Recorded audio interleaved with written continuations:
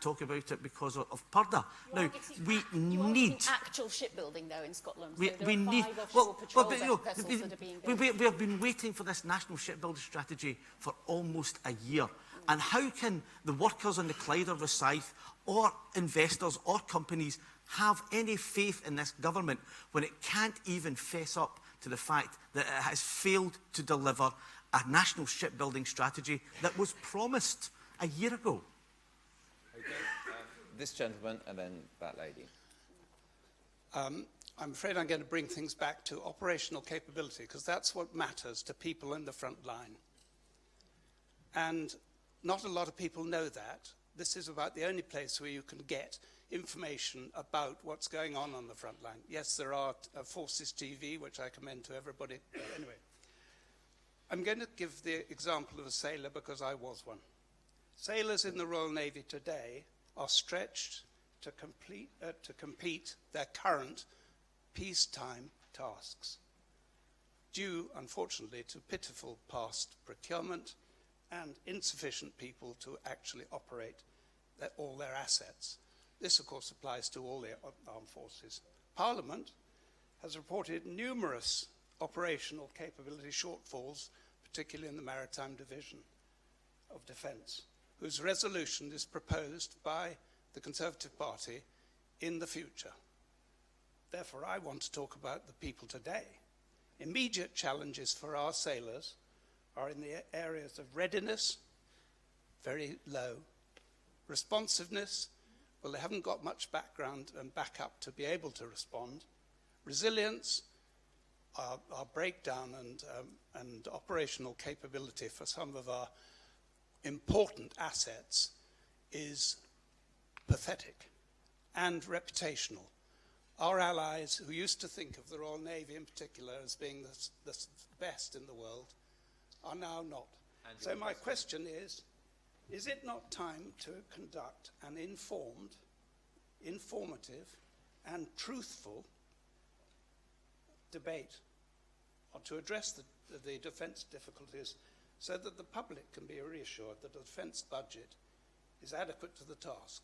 SDSR did not do that, and in most of it, it was much more classified than SDSR 10. The public is not known, and therefore we'll be able in the public to be able to know that the money is being wisely spent and that our sailors and servicemen are given the resources to do the job that they are safely doing. So we can understand that.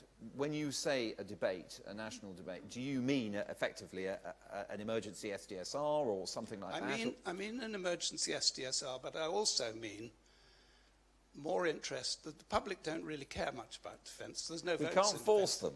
I know we can't, but at least we can tell them the truth. We can get people like Deborah Hayne to be able to actually write what's actually out there, to say to us that our submarines are not operational, etc. Lord Wallace, the urgency of this issue... I think there's a severe danger that we're heading towards a situation in which the sheer weight of equipment on the budget leads to shrinking personnel, and we end up with too few well-trained and well-qualified people to operate what we've got. And that's been exacerbated by the public sector pay freeze, as we know, and therefore the problem of less retention of really well-trained staff. That's there for all the services, we know. And that's certainly part of where we need to say, for the next SDSR, personnel matters as much as equipment. If not more. And we're in severe danger of getting the balance wrong. I listened to Harriet Baldwin. I sometimes think she won't mind if we end up with 4 nuclear deterrent submarines, and that's all we've got, because that would be wonderfully symbolic. But actually, for the jobs that we need frigates, we need deployable marines, we need people who can deal with situations as they arise. And just one other thing, I note from the NAO report that the arrival of carrier aircraft strike groups is regarded as an absolute revolution in the Navy, that we will have to have half a dozen frigates in every extended carrier strike group. In other words, the majority of our available frigates will be in these carrier groups, and particularly if, as one senior officer said to me, we intend to sail them through the Malacca Straits, you'll need some backup as well, so it will be even shorter. Well, yeah, why on earth we should want to sail them through the Malacca Straits, I don't know, but that's what they think we're going to do. It'll show we're global Britain, I suppose. That's the symbolic dimension of it. So, yes, we have real problems, and that is why we clearly need an SDSR, and why actually the sheer scale of the long-term equipment programme, which we currently have on board, is probably not sustainable.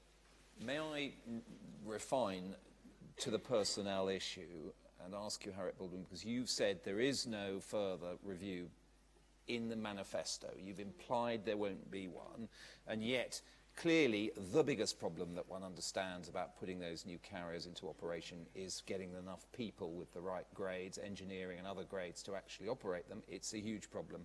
And we know, for example, from Deborah Haynes' reporting, that the Army is well below 82,000, and getting it to 82,000 now seems to be regarded as an aspiration rather than actually the target it was meant to settle at. How big a crisis do you think you're dealing with on the personnel front, and doesn't that alone necessitate an urgent look after the election, should you win? Well, thank you. I mean, first of all, if Lord Wallace hears me talking about the equipment more than about the people, it's because that's my portfolio as a minister. And obviously we have another minister for the armed forces, another for the people side of things. But the crew for the Queen Elizabeth, the first of the aircraft carriers, is stood up under Captain Jerry Kidd and ready to go again very soon, as they say. And during 2015, the year that I've got the numbers in front of me for, we had our 30,000 sailors. There is also now a frigate basically being put into light preservation and a landing ship. It's really important that people understand that we do need to have frigates, partly to protect the submarines, but also, of course, the carrier strike groups which are being built up. And so clearly, one of the reasons that we're now growing the size of the armed forces is to ensure that we have the right number of people at the right time for all of our operational requirements, of course. I asked the Minister, off the record, how we were going to manage to have the numbers of frigates for our carrier strike forces, to which he said, well, the frigates don't necessarily all have to be British. They can come from our allies. Well, that takes us straight back to the question, what continuing relationship are we going to have with our European allies, or are we just going to hope that the Americans will keep alongside? I think you're confusing EU and NATO there very much. But, and he was speaking off the record. A minister. But this is illustrative, I think, that we have an outdated SDSR, we have a changed political and strategic and security situation, in part because a weak and unstable Tory government took us into a referendum to deal with a localised problem that they had within their own party and the extreme right. And now we are in a situation where a majority voted for something that is going to profoundly change our place in the world and our ability to underpin security, which is the first business of government. Now, there may be some very good things that come out of a recognition that our place in the world is changing, has changed, and we need to work towards cooperative security. But the fact is that all of these questions coming up are because this government has not thought it through, doesn't know what it's doing, hasn't looked at the figures, hasn't looked at the changes, and the Defence Secretary hasn't even bothered to come here, and this is the primary defence debate for this 2017 election. And I think that's shocking, and I hope you do too.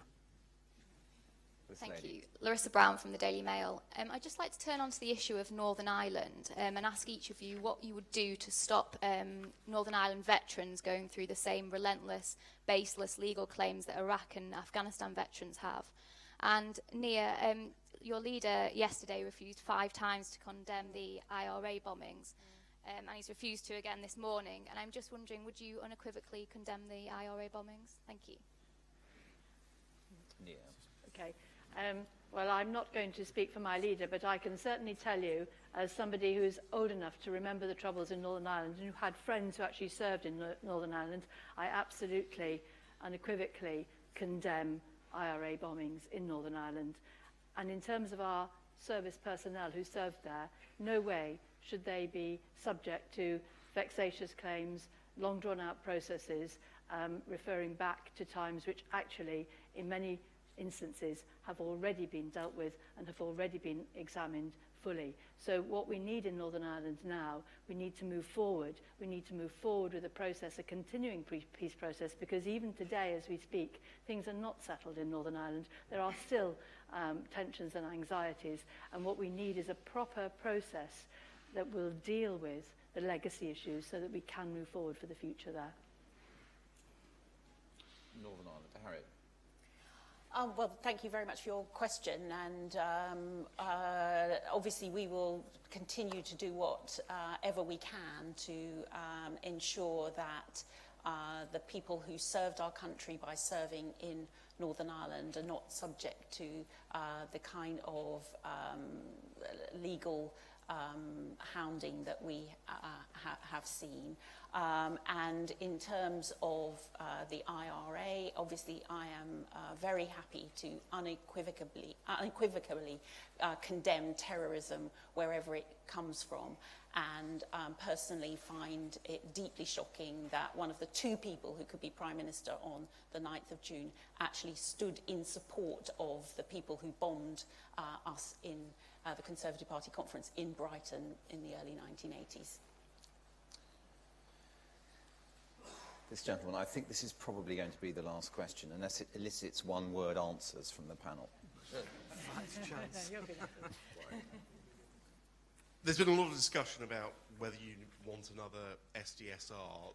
The fact is, you've all acknowledged this, the forces rely on their people. They are below strength at the moment. There are many senior officers asking, why is it people don't seem to want to join? Why is it so many people want to leave? And what would you do about that? Excellent question. Good question. But Wallace, do you want to... Yeah, well, we've clearly got to improve pay and conditions and ways of retaining them. We've come out with these proposals about a bonus when you join and extra assistance when you've stayed for 10 years. That helps. But I think clearly, particularly for the most skilled areas, pilots and engineers, we're going to have to think about current pay rates.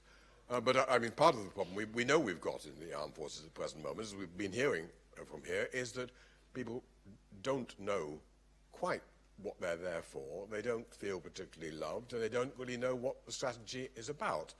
And every time I listen to Boris Johnson make a speech, I'm quite clear I don't know what the strategy is about either. So getting a government that has a rather clear idea of our capabilities and of what we want to do, and that puts more money into personnel as well as equipment, that's what we need. Personnel are clearly a vital issue. I'm going to ask each of you, this is very invidious, it's a one-word answer, but I think we've heard a lot from the floor about the need to balance and the affordability. I'm going to ask each of you, starting at your end of the platform, Lord Wallace, in a word, what would you do less of as part of a SGSR that would follow a general election? I mean, that's why we would have a review, because there were some very uncomfortable... there are some very uncomfortable choices. Brendan, my party... I think I know your word, and it begins with T. Yeah, absolutely. Cut Trident and invest in conventional defences properly. Rebecca? I'd scrap Trident, and I'd really look at the arms sales to oppressive regimes that deny human rights. We should not be reducing the unit cost of our weaponry by selling to regimes that use them on their own people, and then our own services end up facing some of our weapons that we sold. So let's deal with those things. Nia? Less lining of the pockets of private entrepreneurs by outsourcing That means bringing back into house things that we can do better in-house so that we get the food that we want for our armed forces and that we get the services that we want and we're not lining pockets of profit-making tycoons. Harriet, you've had a long time to think about it. So we expect something very incisive. I'm going to stick to one word. I'm going to say litigation. OK. Yeah. Thank you all very much. Now, I have to advertise on the 30th of May there will be the RUSI Foreign Affairs debate, and on the 2nd of June, the Home Affairs debate. So you can have a chance to keep going in the election spirit here for the next couple of weeks. And I hope that on behalf of all of us, I can thank the panel, and I hope you'll all join me in giving them a warm round of applause. Thank you so much. And thank you for your questions.